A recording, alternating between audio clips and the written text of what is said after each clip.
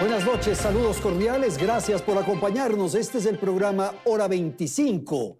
En la emisión de este programa de opinión de Teleamazonas vamos a tratar el tema de las encuestas, las elecciones que se cumplieron el domingo pasado. Nuestros invitados, atención, en Guayaquil, Carlos Ferrín, consultor en comunicación política. En Quito nos acompaña Francis Romero, director de la encuestadora Click Report. También está con nosotros Fernando Muñoz. Él es historiador, sociólogo, investigador electoral. En la ciudad de Miami, en los Estados Unidos, Carlos Moya. Él es experto en inteligencia electoral y también es consultor en datos para campañas electorales. Gracias a la audiencia, gracias a nuestros invitados. Belén, buenas noches. Las encuestas son herramientas que reflejan el pensamiento popular en varios temas. Sin embargo, en Ecuador, durante la época electoral, se han convertido en un arma de doble filo. En un país como el nuestro, en donde según el Latinobarómetro el 62% de la población considera que las elecciones son poco transparentes, las encuestas no solo que terminan prediciendo tendencias, sino que moldean percepciones. Veamos en el siguiente reportaje qué ha ocurrido en la última década con las encuestas en Ecuador y en el mundo.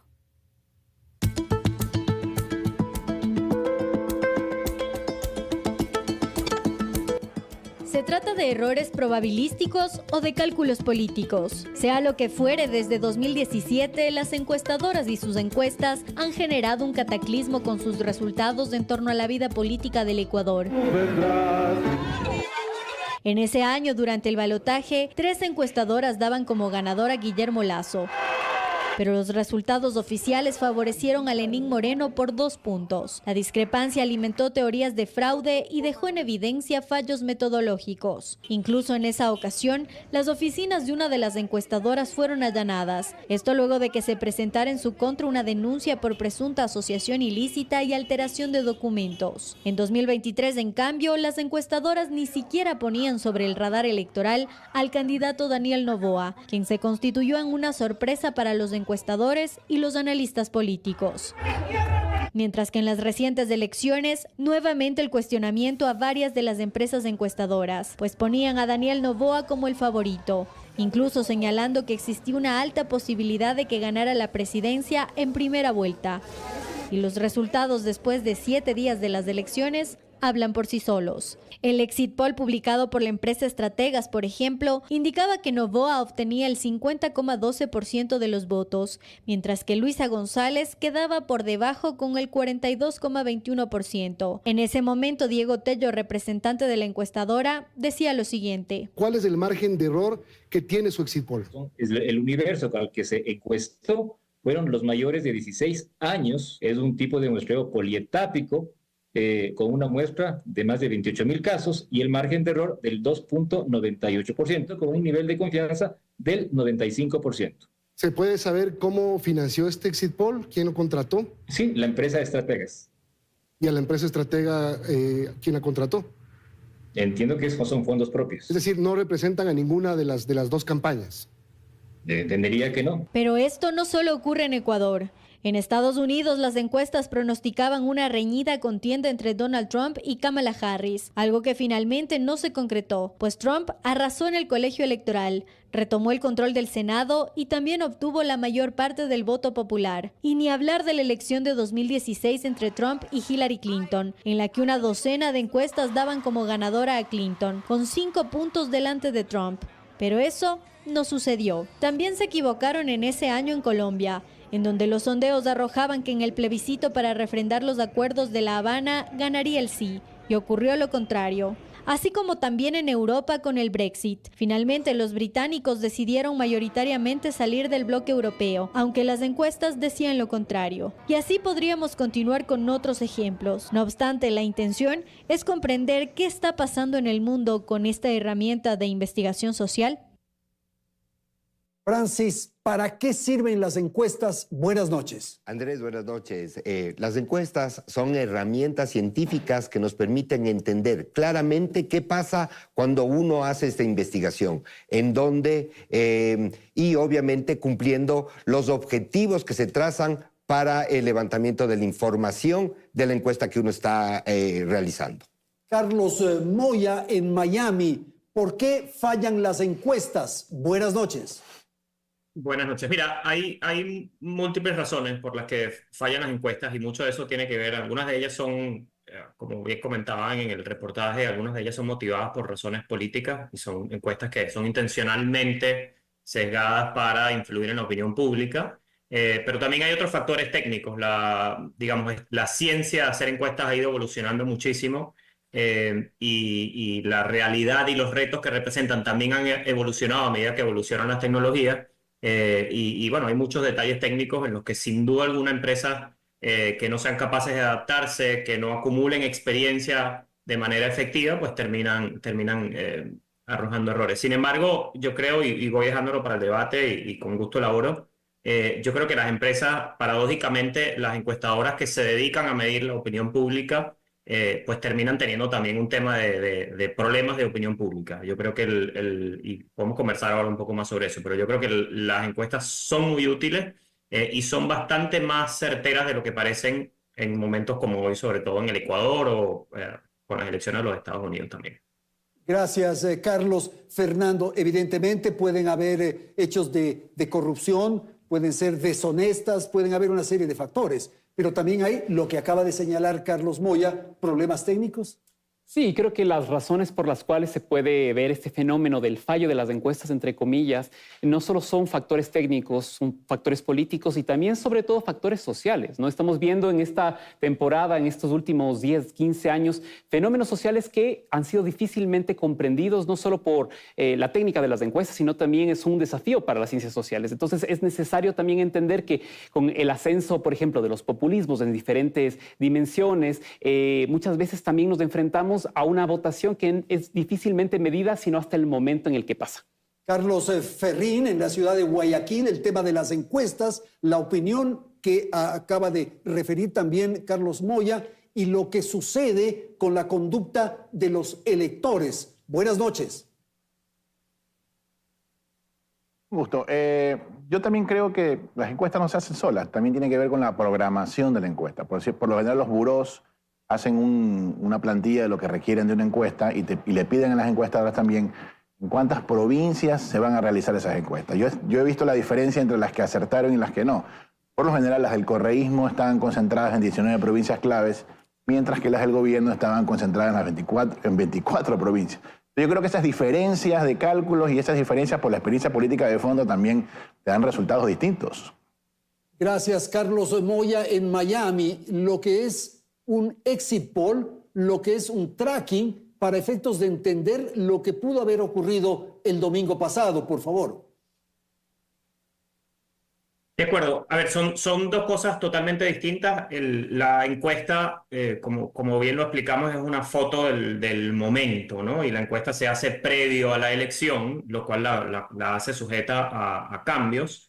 Te adelanto y aprovecho comentarte que nosotros estuvimos o hemos estado traqueando en el Ecuador en una encuesta privada con nuestro partner Tracking en una encuesta en campo y efectivamente pues nosotros hemos visto por lo menos desde diciembre algo bastante parecido a lo que terminó sucediendo, una elección que era entre dos candidatos que estaba bastante cerrada y en la que distintos hitos de esos últimos 2 meses fueron abriendo, cerrando la encuesta, pero de nuevo son fotos del momento que no necesariamente reflejan a la perfección lo que pasa el día de la elección, porque el día de la elección, bueno, más allá de lo que pasa en los últimos días, que las campañas invierten más dinero, que hay efectos de movilización, de puerta a puerta, etcétera, etcétera, pues hace que puedan haber ciertas diferencias y esas diferencias deberían cerrarse con los exit polls, porque los exit polls bien diseñados son, digamos, muy similares a las encuestas, pero se hacen a boca de urna y se le pregunta al elector que ya sabe que está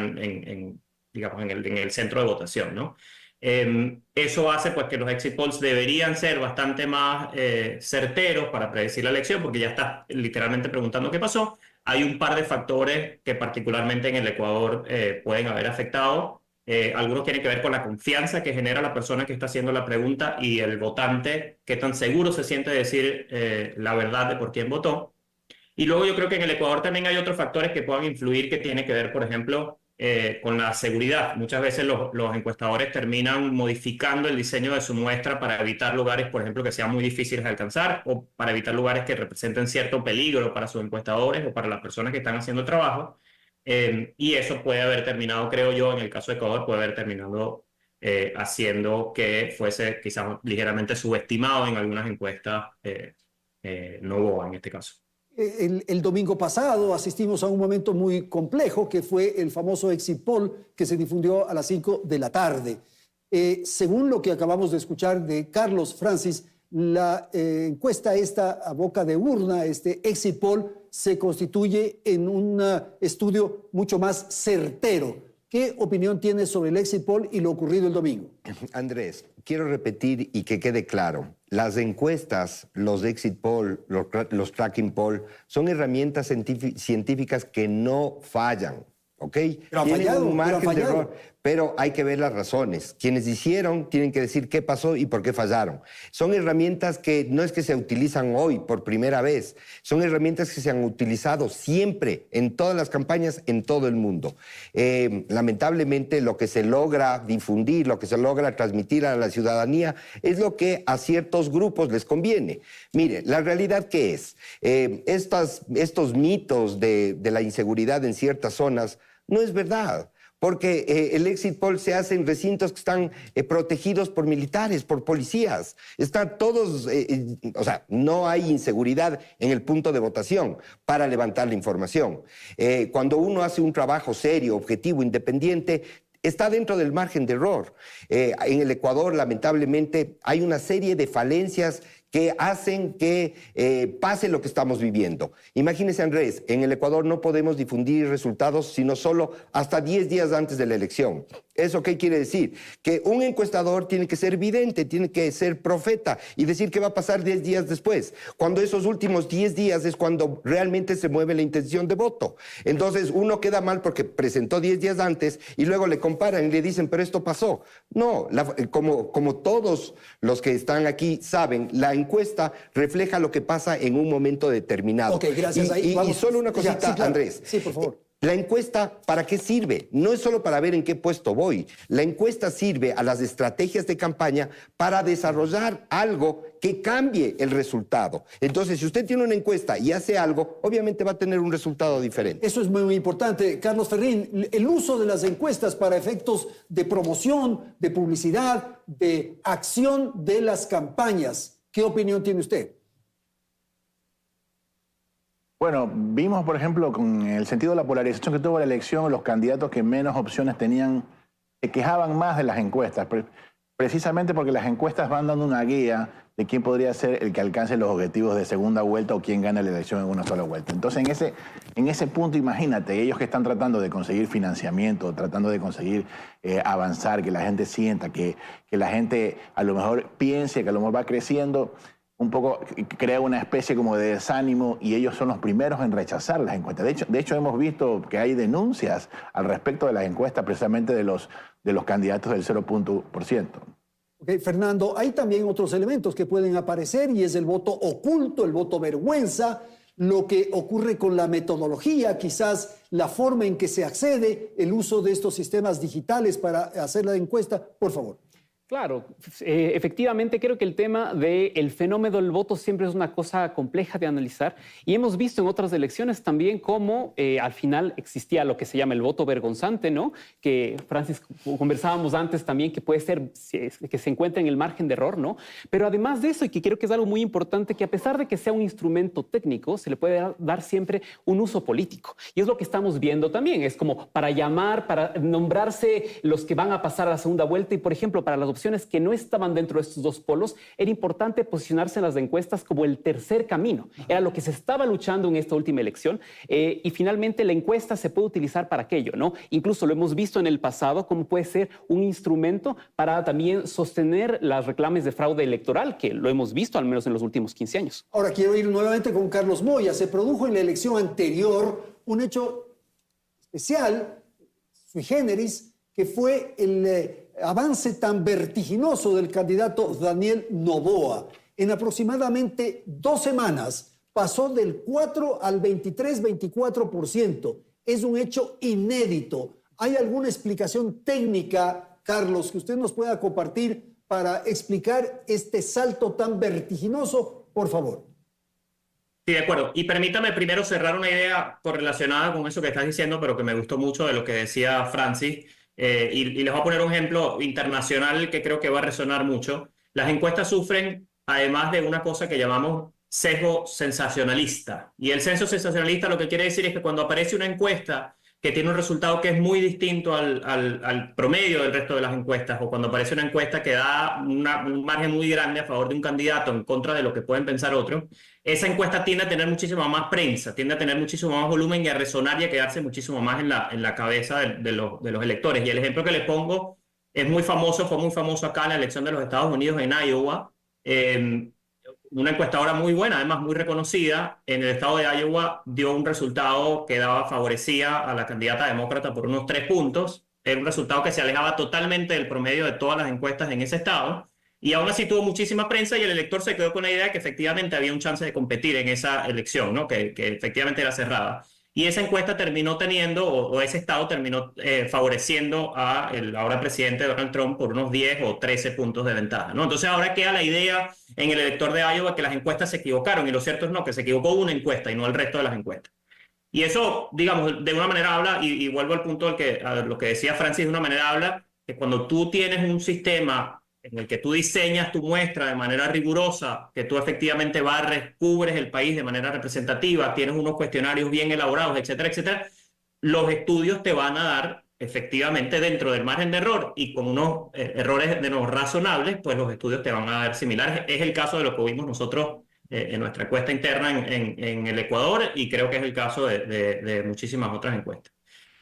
Carlos, pregunta sobre lo de Noboa y ese salto tan importante que se produjo en la elección anterior. De acuerdo.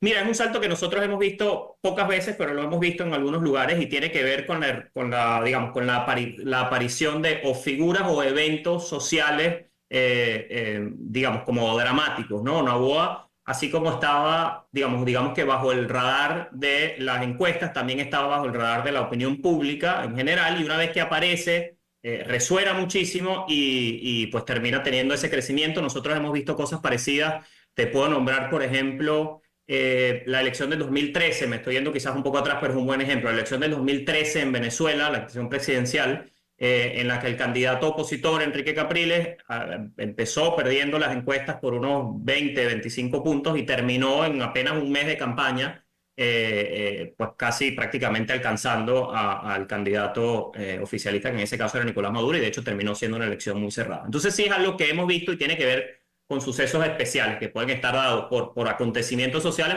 o por la irrupción de un personaje, digamos, distinto, ¿no? y que resuena mucho con la población. Carlos Ferrín en Guayaquil, ya voy a ir contigo, Francis. Quisiera, si estás amable, Carlos, que nos dé su apreciación en el siguiente tema. Usted advertía que íbamos a llegar a esta final de primera vuelta de photo finish, casi empates, separados por muy poquito entre Noboa y González. Por favor. Bueno, se veía venir, ¿no? Se veía venir porque habría que hacer 2 lecturas. Número 1, el que tiene el poder en este momento es el presidente Noboa. Entonces, de alguna parte de esa votación se tenía que convertir en un voto plebiscitario por Noboa. Se tenía que ir básicamente por el candidato que más le pudiese confrontar. Entonces, creería yo que esa plataforma que creció Luisa fue ese voto rechazo a la gestión del presidente Noboa, o que está resentida con el presidente Noboa, que dijo voy a votar un voto castigo por Noboa. Finalmente se terminó dando, y es un voto que por lo general se va por el más fuerte. Entonces, de la mano de la polarización, pensaría yo que los resultados terminaron prácticamente llegando donde llegaron. Ok, gracias. Vamos a terminar este segmento. Francis, por favor. Andrés, muchas gracias. Y yo solo quería resaltar algo que es muy importante que la ciudadanía sepa. Los grandes perdedores de esta primera vuelta, sin duda alguna, son las empresas encuestadoras. ¿Pero por qué? Por todo lo que generaron en ilusión de un lado y del otro lado. Quienes estaban a favor de Luisa creían que su candidata iba a ganar en primera vuelta. Quienes estaban a favor del presidente Noboa creían que su candidato iba a ganar en primera vuelta. Y yo creo que la mayoría de ecuatorianos, cuando vimos los resultados, nos aferramos a creer en eso. Los que apoyábamos al un lado o al otro lado, queríamos creer eso. Y difundimos y no entendimos la realidad. Pero, como le digo, hoy los grandes perdedores son las empresas encuestadoras. Pero en 2 semanas van a salir nuevas encuestas y si es que le dan de ganador al que yo quiero, yo la voy a difundir. Claro, esa es la realidad. Claro. Esta amnesia que nos evita entender la realidad de para qué sirve una encuesta. Hay que entender, hay que analizar la ficha técnica y más que nada hay que entender la trayectoria de la empresa, para quién trabaja. En Estados Unidos, como ustedes mencionaron, usted sabe que un periódico trabaja para un partido, el otro para el otro, y usted decide si le cree o no le cree. Pero también hay empresas serias que sí dijeron lo que iba a pasar. Eso es lo que nosotros tenemos que entender. No porque una empresa dice que va a ganar un candidato, va a ganar. Hay que ver la historia de la empresa y realmente entender si es objetivo, imparcial y si los resultados representan al país y con eso poder tomar una mejor decisión. Fernando, con usted terminamos este segmento, por favor, 30 segundos. Sí, efectivamente creo que finalmente es un instrumento técnico, nuevamente insisto en esa idea, pero puede ser usado como un instrumento político. Y claro, finalmente vamos a ver que en los 2 meses que se nos vienen no es que se va a descartar las encuestas, van a ser nuevamente el instrumento para lograr movilizar el voto, más todavía en este escenario de prácticamente un bipartidismo y de poco margen de crecimiento. Eso hay que ver exactamente cuál va a ser el uso que los candidatos de manera razonable, estratégica, hagan de estas encuestas, de esta información, porque el conocimiento finalmente siempre es poder. Vamos a hacer una pausa, tenemos que atender la publicidad y vamos a tratar los resultados, lo que ocurrió en el proceso electoral del domingo anterior. Ya retornamos.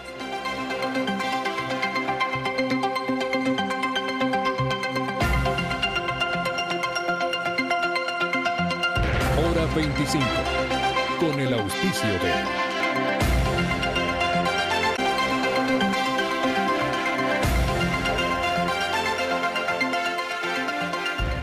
Como ya se ha dicho, la encuesta es una técnica para recolectar datos. Sin embargo, según la teoría, sus resultados pueden ser certeros o erróneos de acuerdo a varios factores. Por ejemplo, se detalla en varios portales que un primer paso es elegir el tipo de encuesta correcto. Además, evaluar los objetivos de la investigación, el acceso y la calidad de la muestra y los recursos disponibles. También se habla de la aplicación, pues actualmente hay varias formas de aplicar una encuesta, vía correo, telefónicamente, de manera personal.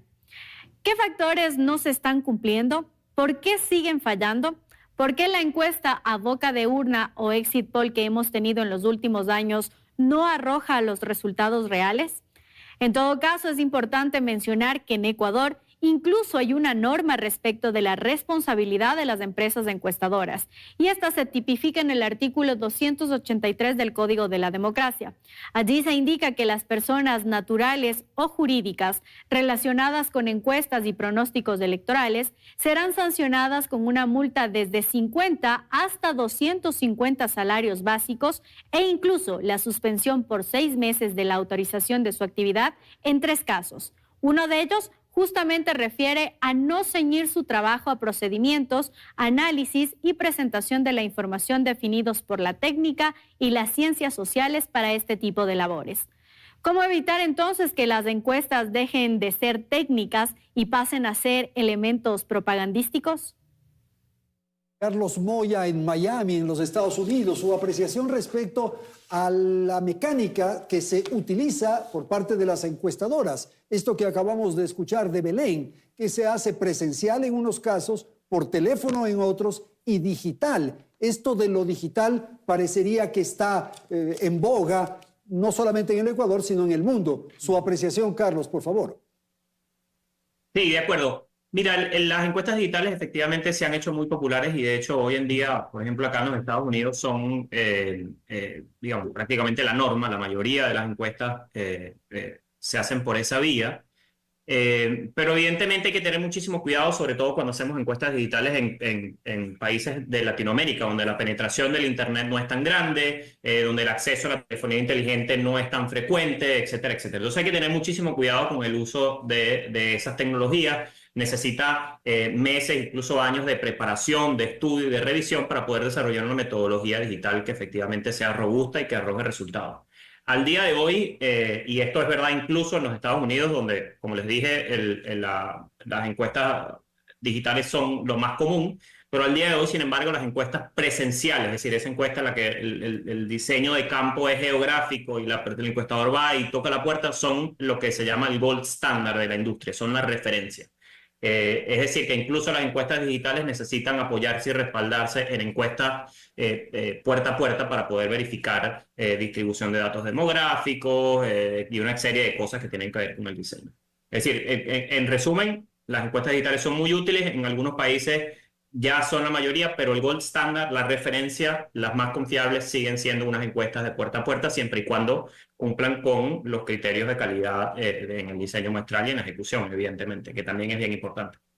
Carlos Moya, me quiero quedar con usted un minuto más para conocer una apreciación que usted formuló en el segmento anterior, en el sentido de que ustedes veían la tendencia, veían ya lo que estaba ocurriendo desde noviembre, de modo que el resultado del domingo para ustedes no resultó sorpresivo. Efectivamente, nosotros, de hecho, desde mediados de diciembre empezamos a ver la elección bastante cerrada. Empezamos a ver, por ejemplo, alrededor del debate presidencial, vimos un pequeño salto, digamos, del favoritismo, la preferencia a favor del presidente Noboa. Eso, digamos, fue sutil y se fue cerrando con el paso del tiempo, y en los últimos días previos a la elección, pues sí vimos una ligera subida de ambos candidatos. Es decir, que siempre vimos una elección que estaba dentro de lo que se llama el margen de error, por 2 o 3 puntos, y que era ya bien parecido a una primera vuelta, digamos, a una segunda vuelta, perdón, ¿no? Es decir, estaba ya bastante claro que era una elección que estaba entre dos candidatos que iban a sacar la gran mayoría de los votos, y efectivamente terminó siendo así. Carlos Ferrín, en Guayaquil, el Ecuador está partido, eso habíamos señalado en algunos momentos en el transcurso de la lectura de los resultados del pasado domingo. Hay una ruptura regional, costa-sierra, hay una ruptura política, evidentemente, con dos tendencias, hay también una asamblea nacional partida. ¿Cuál es la apreciación que usted tiene respecto, o la lectura que usted tiene respecto a los resultados que se conocieron el domingo, por favor? Bueno, tenemos que poner también dentro de la dinámica de los resultados, los gobiernos locales, en la mayoría, sobre todo en la costa, están representados por los alcaldes y prefectos de Revolución Ciudadana, ¿no? Yo sé que tenemos prefectos y alcaldes en la sierra, pero por ejemplo en el caso de la costa, yo creo que el tema de la gestión, tanto en la provincia, en Guayas, por ejemplo, Marcela Guiñaga, que tiene una buena percepción, en el caso de Manabí, Leonardo Orlando, son actores que de alguna forma, esa gestión de alguna forma mantiene viva la llama del tema de la revolución. Entonces, ver resultados, ver carreteras, ver gestión, de alguna forma todavía les facilita un poco más a ellos mantener viva la llama de lo que es la gestión de la revolución ciudadana, o hacer al menos una visualización. Hablo de las nuevas generaciones porque hay generaciones que no conocieron la revolución ciudadana en pleno con Rafael Correa, ¿no? Ok, Francis, por favor, su apreciación sobre lo que acaban de decir sus colegas. Quizás detenernos un segundo en lo que dijo Carlos Moya respecto a las herramientas para las consultas. Por favor. Sí, miren, en el Ecuador la única forma para garantizar que los resultados de una encuesta representen al total de la población es haciendo las encuestas cara a cara en hogares. Quiero que vea, Andrés. Le puede enseñar a la cámara. Mire, Andrés, esta es la cobertura de Internet y de telefonía en Estados Unidos. Esta es la cobertura en Ecuador. Entonces, si nosotros utilizamos estas herramientas para levantar información, ustedes ven que cómo dejamos afuera a una gran cantidad de electores. ¿Ok? Entonces, primero, la encuesta cara a cara es la eficiente, es la que nos permite entender realmente cuál es la intención de voto y cuál es la posición que tiene la ciudadanía con relación a los diferentes temas que hacemos en la investigación. Luego, los parámetros que uno genera para levantar la información, sin duda alguna, van a garantizar una representatividad y un margen de error. ¿Qué es la representatividad? Es si usted hace esa encuesta 100 veces, la representatividad que usted tenga va a ser proporcional al número de veces que usted haga. Y el margen de error, por lo general, se trabaja con el más menos 3%. Sin embargo, si usted quiere afinar, puede aumentar el número de casos y bajar el margen de error. Pero con estas herramientas y siguiendo el hilo de lo que mencionaron, opinaron las personas anteriormente, nosotros en las pocas evaluaciones que hicimos, siempre vimos que el país tenía dos opciones y siempre se dijo que había dos opciones. ¿Qué pasó en la última semana? Nosotros ya no pudimos investigar, no le puedo decir pasó esto exactamente, pero es evidente dos cosas. La primera, los dos candidatos rompieron sus propios récords, ¿ok? Entonces, los dos candidatos deberían sentirse ganadores. Lamentablemente, esta sensación que generaron la distorsión de estos resultados de las encuestas y del exit poll hace que los resultados que deberían ser buenos son malos, en primero. Después, la polarización que vivimos en esta campaña tuvo dos momentos. Uno bien marcado antes del debate, donde sin duda alguna eran dos candidatos y muchos señalaron que después del debate podían aparecer la tercera vía, la cuarta, otras alternativas. No se dio, y no se dio por muchos factores. Y aquí sí hay que poner la mano en la llaga y señalar, el CNE utiliza fondos públicos para promocionar candidatos. Todos los 14 candidatos de lo que se han quejado es de que no han tenido difusión, de que ellos no pueden competir con el resto. Entonces, es una excusa. Claro. Es una excusa o como cada uno quiera interpretarla, pero la realidad es, el dinero de los ecuatorianos se está usando para algo. ¿Quién? Yo le hago la pregunta a la audiencia. Díganme, recuerden el eslogan, la canción, una propuesta de los 14 candidatos. No recuerdan, porque no hubo campaña. Andrés, hemos vivido tantas campañas y siempre se nos queda la melodía de una canción, el eslogan de un candidato, una propuesta específica, aunque sean absurdas. En esta ocasión no hubo nada. ¿A dónde voy? Que hubo dos candidatos que obviamente tuvieron más del 85% de la votación, pero lo más grave es que le acaban de partir al Ecuador. Okay. Y eso es lo más grave. ¿Estás a favor de un lado o del otro? Y yo creo que hay 10 puntos que realmente se están disputando en esta segunda vuelta. Y esos 10 puntos no quieren esta fragmentación del Ecuador. ¿Qué buscan? Soluciones, que buscan alternativas, oportunidades. Vamos a dar oportunidad a sus colegas de panel para que justamente nos den la lectura de los resultados del domingo. Estas dos presencias estelares, Noboa y González, y en los 14 que tuvieron votaciones muy bajas. Fernando Muñoz. Bueno, yo creo que primero, cuando vemos el mapa coloreado en dos, a veces tenemos esta impresión de que efectivamente está dividido así, de esa manera, ¿no? Hay que pensar primero que con mayor claridad, cuando vemos el voto cantonal y el voto a nivel parroquial, la cosa cambia un poco, ¿no? Y vemos que no solo son los dos, sino también hay ciertas variables, sobre todo resaltando la presencia del tercer candidato, Leonidas Issa, que no es cosa menor, que a veces nos olvidamos, y ese 5% es significativo. Pero más allá de eso, si vemos la diferencia de los candidatos, vemos que en muy pocas provincias hay una ganancia absoluta de los candidatos, más del 50%. Están debatiendo entre el 40 y el 30%. Quizás el caso de Manabí es el más... Puede ser, efectivamente, ¿no? Y esa diferencia es importante, porque no nos muestra que realmente estamos partidos, yo lo pondría en paréntesis. Y comillas, sobre todo pensando que estos 2 meses de campaña que se viene va a determinar si los candidatos apuntan a construir esa narrativa de el país está dividido y por lo tanto enemigo, amigo, y es una cosa que está en esa disputa, ¿no? De entre el bien y el mal prácticamente, o empieza a imponerse un discurso de unidad. La unidad no es plena nunca, además, pero la unidad de quién en contra de quién, ¿no? Entonces, esta imagen de un país dividido, ahora lo podemos ver, creo que sí hay como 2 grandes tendencias. Sin embargo, hay que tomar en cuenta que quien pueda ganar la presidencia lo va a hacer en la medida en que logre concentrar no solo el miedo, la oposición, sino tal vez el optimismo, la motivación, la esperanza. Y quien logre hacer eso y pensar que efectivamente luego de esta división hay tal vez un camino, una tercera vía que implique el diálogo, el hacer política, es probablemente el que se haga con la presidencia. Ok, Carlos Ferrín, entonces con estos elementos que ha puesto Fernando Muñoz, le pregunto, ¿de dónde, pongámoslo así, escarbar los votos para lograr éxito el 13 de abril? ¿Dónde están los votos que puedan sumar las candidaturas de González y Noboa, por favor?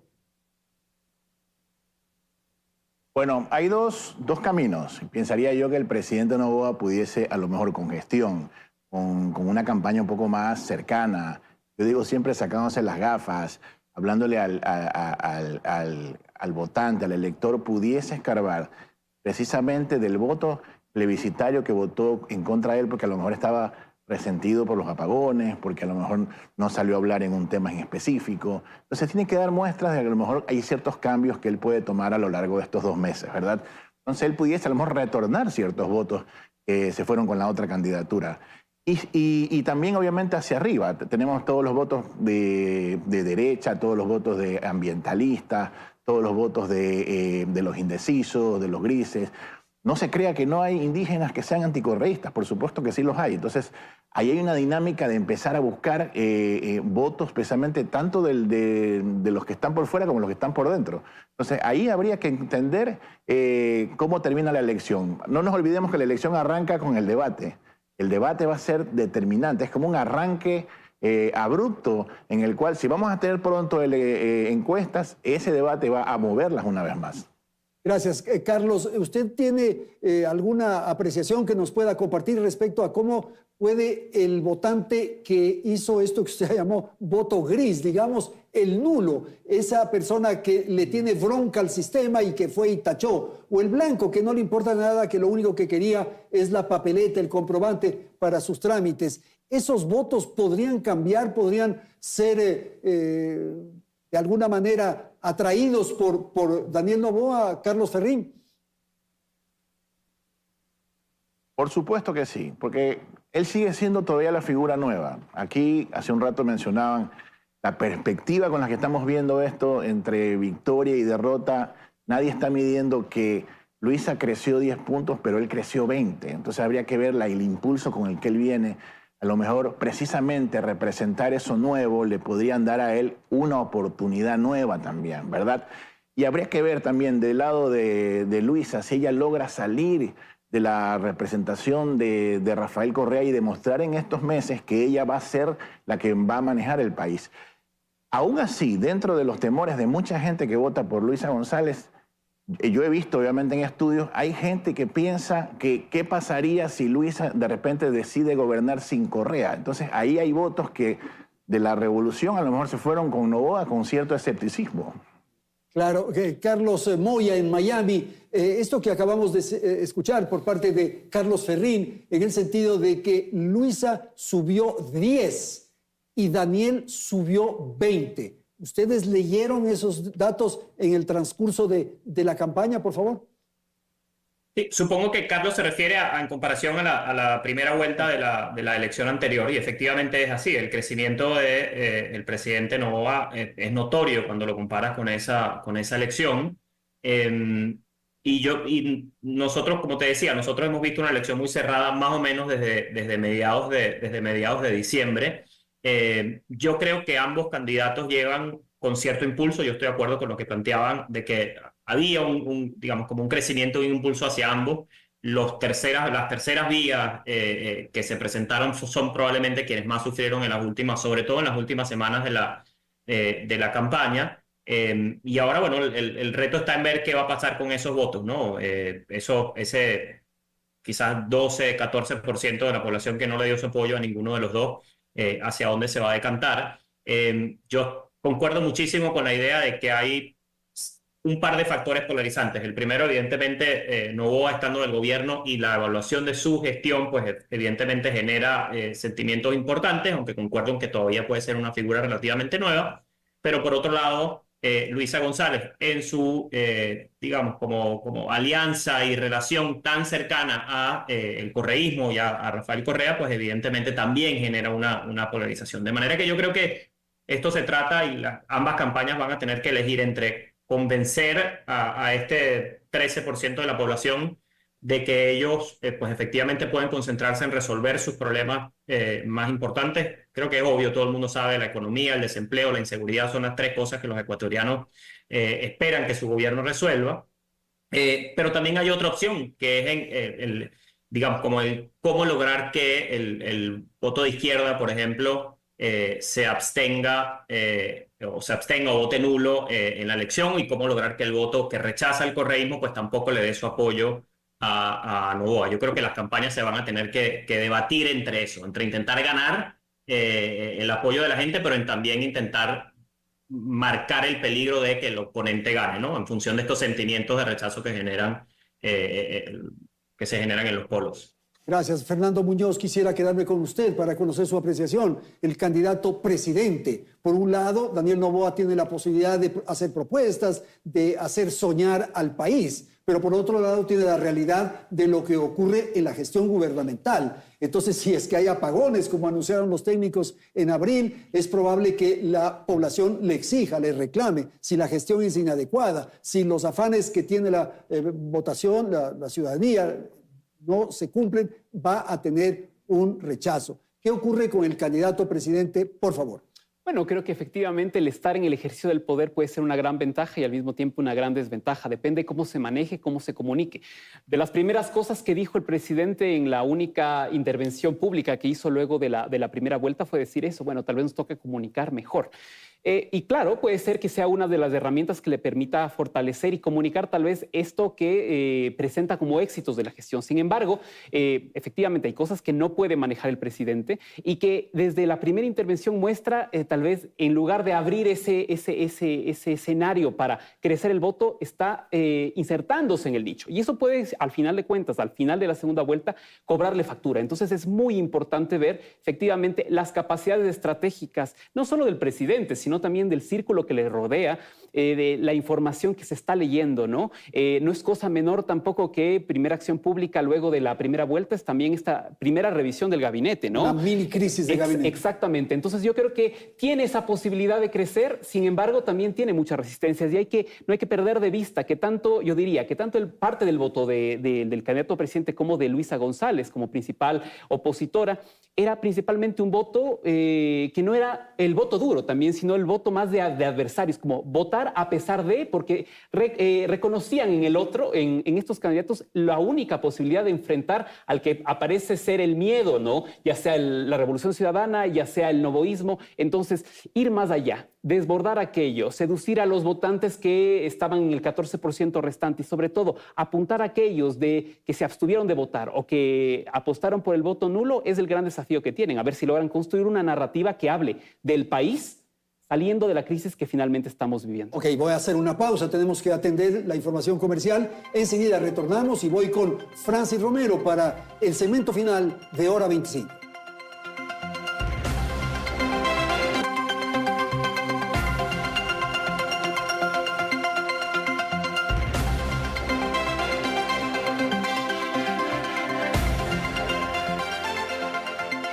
Seguimos en Hora 25. Todos los analistas, comentaristas políticos señalan que esta segunda vuelta, este balotaje, será extremadamente reñido. El tema del miedo, Francis, será un elemento que estará presente, decirle a la población que podemos convertirnos en Venezuela, que podríamos perder el dólar, que podríamos asistir a una falta de los derechos, de las libertades. ¿Qué ocurre con el miedo?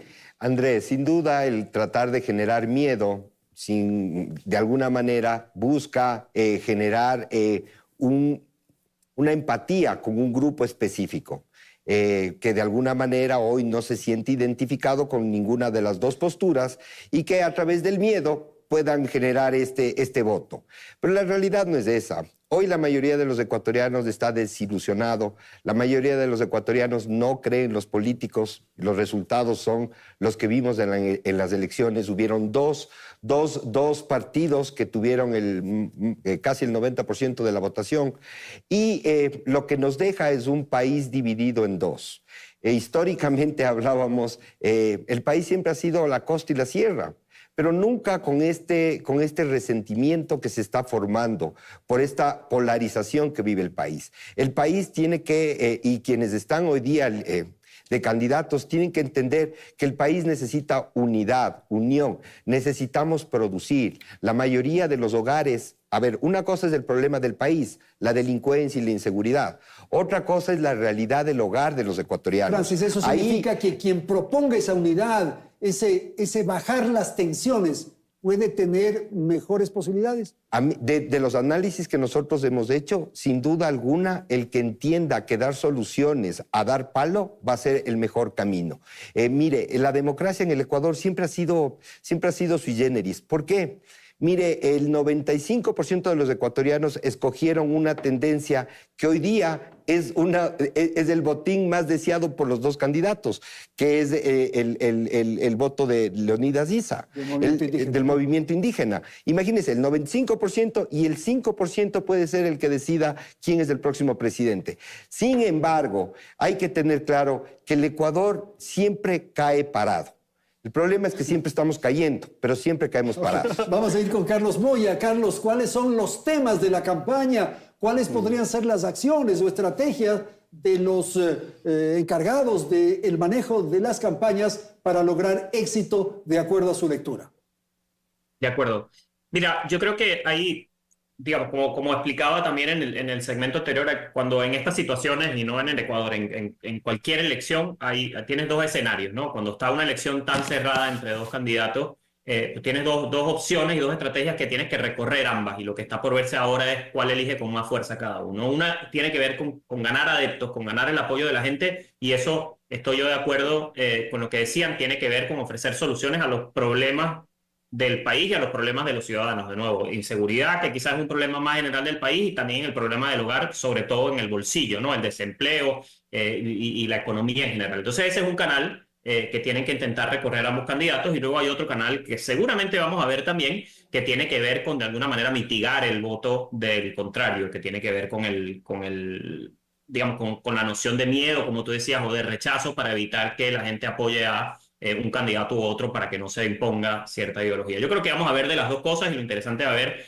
va a ser con cuál de las dos fuerzas. Pero yo creo que hay un tercer factor que va a ser bien importante, sobre todo en esta elección, que me parece que es bien anticipable, que va a ser muy cerrada, independientemente de cómo termine pasando, que va a ser la movilización de calle. Es decir, la manera en la que ambos candidatos puedan ser muy inteligentes en cómo ubican esos lugares donde están ese 14% de los votantes que tienen que convencer, y cómo hacen para efectivamente, con eficiencia, con contundencia y con un mensaje que les sirva, pues tocan esas puertas y mueven específicamente a esos ciudadanos. Yo creo que en una elección tan cerrada, el trabajo de movilización de puerta a puerta, de ir en las calles a los lugares correctos donde están esos electores que están buscando, yo creo que va a ser clave en la elección. Carlos Ferrín, en Guayaquil, hace un momento hablábamos de lo que ocurre con el candidato que es al mismo tiempo presidente de la República. ¿Qué sucede con Luisa González, que tiene la presencia tan significativa de Rafael Correa? Él es un problema, pero sin Rafael Correa tampoco se puede lograr nada. Por favor, si es tan amable. Quisiera, por favor, compartir también un criterio del tema del miedo, porque vamos a definir, el correísmo es una máquina de guerra que es muy buena en primera vuelta. Es un transatlántico de guerra, es una cosa monstruosa. En segunda vuelta eso no les sirve mucho, porque en segunda vuelta los temas cambian y en vez de hacer la guerra, la gente quiere ver cómo se va a unificar el Ecuador. Por esa razón, las últimas elecciones eso no le ha funcionado. Le funcionó hasta Lenín Moreno, que él sí fue una maquinaria de paz con su famosa teoría de la mano extendida, ¿no? Entonces, solamente para ponerle un ejemplo nada más, cuando fue el tema del presidente Noboa en Washington, en el Capitolio, salieron a decir que él estaba de acuerdo y que había sentado la cabeza con el retorno de los expulsados, etcétera, etcétera. Y finalmente él terminó ganando el voto de la diáspora y es algo que ellos tenían antes. Entonces a veces el miedo te juega en contra y es algo que totalmente te termina rebotando. Son temas que definitivamente sí te afectan al final de la elección. Para responder tu pregunta, la presencia de Rafael pudiese contribuir mucho en esa presión, en ese miedo, en esa hostilidad, en esa máquina de guerra. Hemos visto en esta semana, por ejemplo, él confrontándose a Issa, mientras el presidente siempre guarda un silencio cauto, como guardó en el tema de Washington, sin responder, sin caer en agenda, y le termina funcionando. Claro, esa rivalidad, ese enfrentamiento que vimos en redes sociales entre Issa y Correa, a mí me parece que más bien es una estrategia. No quiere tener un discurso radical el correísmo y esa es la fórmula que ha establecido Rafael Correa. Fernando, por favor, vamos a ir cerrando, si es tan amable. Bueno, creo que aquí coincidimos que hacia dónde se debe crecer, no solo únicamente en el discurso, ¿no? Y en la comunicación de la unidad del país, sino en la práctica. Yo digo, la segunda vuelta es el mejor momento para ver cómo van a hacer política. Porque la política no es estar de acuerdo con el que piensa igual. Ese es el gran problema que hemos visto y el origen tal vez de esta polarización. Lo que hay que hacer en el buen ejercicio de la política es empezar a hablar con el diferente. Y los dos que van al balotaje tienen ese desafío. Hay que ver la capacidad que tienen, porque además tienen unas cargas encima que les pueden, o sea, tiene que ver con el tema de la gestión, ¿no? El tema de la securitización, vulneración de derechos humanos para el tema del presidente candidato, o la herencia del correísmo, la figura de Correa para Luisa González. Entonces, ver la capacidad que tengan los dos de crecer, de dialogar, de hacer esta política, ¿no? Y de pensar que la unidad no es una unidad ingenua de unicornios y todos felices y contentos, sino más bien una unidad por un país, por un proyecto de país. Y eso hay que construir y veamos si tienen la capacidad de hacerlo. Bien, muchísimas gracias a nuestros panelistas de esta noche. Gracias por haber participado con sus opiniones, sus criterios en torno a lo ocurrido el domingo pasado. Y por cierto, el asunto que tiene que ver con las encuestas y encuestadores. Muchísimas gracias a la audiencia. Hasta la próxima semana.